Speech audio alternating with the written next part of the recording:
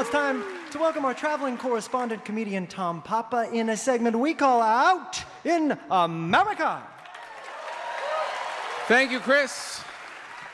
On behalf of Live from Here, I continue my journey across the country, shining a light on all the good people in America. This week, I flew through the sky on a jet plane and headed to Washington, D.C.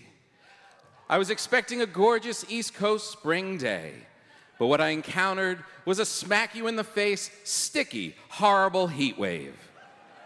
Have you ever arrived in a city you know and love and instantly thought the plane had dropped you off in the armpit of the Congo? I have. I love visiting our nation's capital, and with a certain naive joy, I'm moved every time I come through.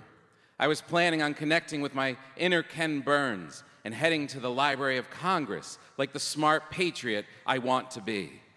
But when I get this hot, the only thing I can think about is ice cream. Like an angry 5-year-old, I marched red-faced along Pennsylvania Avenue with a fistful of cash, looking for that greatest American hero, the ice cream man. Sure, they may laugh at him in the winter, but come summer, there's no one more loved or more important than the guy who makes his living out of the side of a refrigerated truck. An ice cream man is like a bartender for children. He stands ready to serve as sugar-addicted little people come up and place their orders. Snow cones, push-ups, Mickey Mouse on a stick, creamsicles, ice cream sandwiches. These aren't treats as much as answers to every kid's problems. I made my way through the crowd, and in honor of D.C., I ordered a frozen red, white, and blue bomb pop. The ice cream man gave me a nod as if to say, "Bomb pop, yeah, I get you." When it's this hot, you have to start eating immediately. You don't have time to walk around and find a good spot to enjoy your treat. You need to start licking with urgency, like a lizard on a deadline. Out of nowhere, a group of 28th graders rushed in around me with their own ice cream madness. I was trapped like Gulliver's Travels, but was too busy devouring my melting bomb pop to care. Have you ever mindlessly started moving with a large group of children while eating your ice cream and suddenly realized you were part of a class trip? I have. The teacher said we all had to stay together and buddy up. I got nervous. I didn't have a buddy. But I quickly realized when a kid gave me his garbage, I had become one of the parent chaperones. They accepted me as one of their own, and we walked single file, letting everyone know with song that we were the Vikings, strong and proud. Our first stop was the Jefferson Memorial, which is not the most popular stop. You would think that Jefferson would get a lot more action, but I guess he's a little too sophisticated. Thomas Jefferson seems like the kind of guy who would always remind you you aren't as smart as him. Not like Ben Franklin. Ben is a guy you could hang with.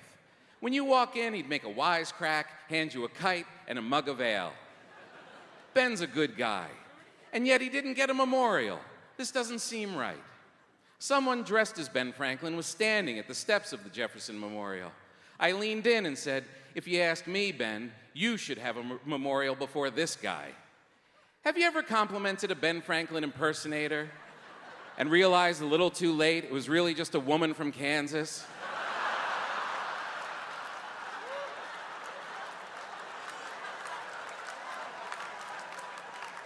I have.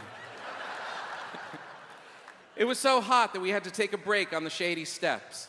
I could see across the White House and the Capitol building, two majestic, inspirational buildings that are currently being treated like the washroom at Hooters.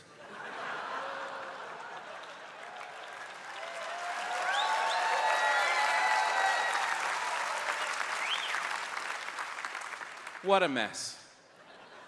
But I guess it's somewhat unavoidable. I mean, even my new friends, the 8th grade Vikings, have tough political problems of their own to deal with. It turns out that Karen has a crush on Brian, but Brian really likes Marissa.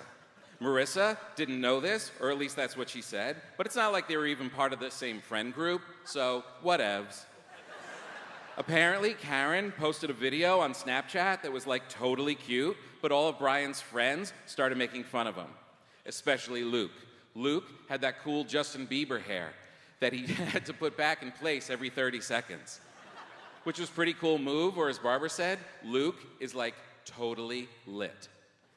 Well, the vice president, Mr. Cornwall, heard about this online bullying and got really mad and took everyone's phones away, which was like totally unfair. Have you ever had a grown man try and take your phone away, and when you refused, he gave you a strange look and asked you politely leave the class trip before he called the police? I have. I wandered off and made another stop at the ice cream man. This time I went for the SpongeBob ice cream pop with gumball eyes. I sat on a bench by myself along the Lincoln Memorial reflecting pool. I may have been hot and dizzy, but everybody knows this is where spies meet. A man sat down next to me. He said, "It sure is hot." He was talking in code. He said his name was Kevin. Yeah, right. He was wearing flip-flop shower shoes and a sleeveless shirt with his man boobs hanging out the side. He was playing the role of a New Jersey tourist perfectly. I gave him one of the bubblegum eyes from SpongeBob's face. He took it, gave me a wink, and although I never saw him before in my life, he said to me, "I think there should be a Ben Franklin Memorial too." I said, "Yeah, in the shape of a bomb pop." Thank you, Washington, D.C., and until next time, this has been Tom Papa, out in America.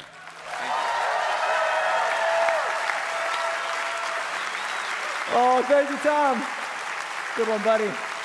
Tom's book, Your Dad Stole My Rake, is now available in paperback.